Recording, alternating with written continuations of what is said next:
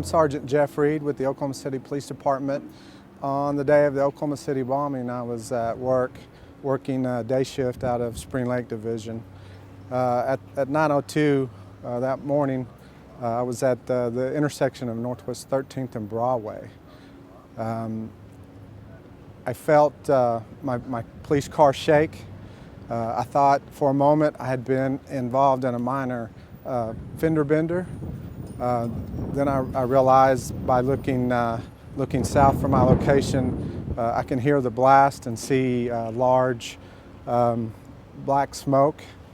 I drive south to 5th Street, not very far.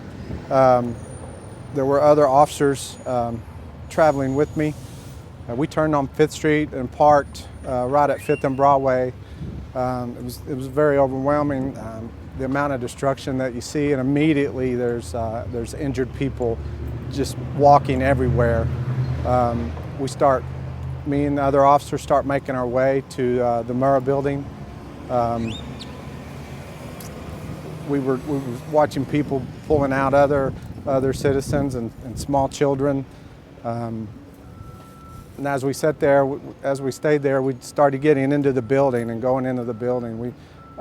One thing I did that stands out to me was there was a woman and she needed to go to an ambulance. And so in the first few moments, no stretchers available, no real medical supplies, and there was a piece of decorative wood fence where me and the other officer and a couple citizens carried her on a decorative fence, wood fencing, just to an ambulance. And then after a few more minutes, the ambulances started arriving, started getting medical supplies. After we let the lady go at the ambulance on the fence, we turned to go back into the south side of the Murrah building. And there was already so many people in there, working and trying to rescue people, and the smoke was so thick, and you would stand inside the building and the large concrete chunks were above your head, and you could look up and see giant glass windows just floating to the ground from way up in the sky. I remember saying to one of my fellow officers that we were working side by side. I said, we're not going to be a victim today. We're going to help people, but we're not going to let ourselves get hurt.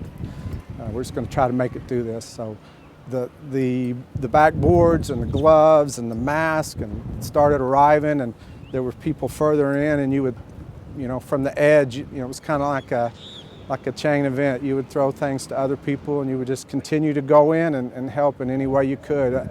Officers were grabbing large chunks of concrete and trying to push to rescue people, and and then eventually time went by, and there was a second blast scare.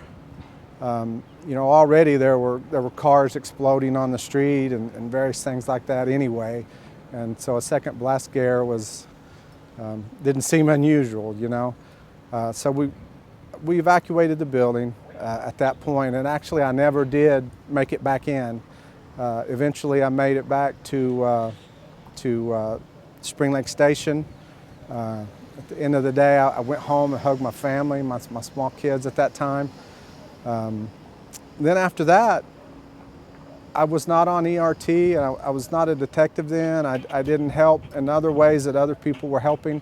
I had to go back to Spring Lake Patrol, and in the days following the bombing, I just answered calls for service, To me, when we first arrived, a terrorism attack didn't even occur to me. I was thinking it was just a natural disaster, a gas line or something like that. But as it turned out, there's people responsible for that. I appreciate humanity a lot better, and you do know the value of life, and it can be taken away in an instant, and that's probably how it's impacted me.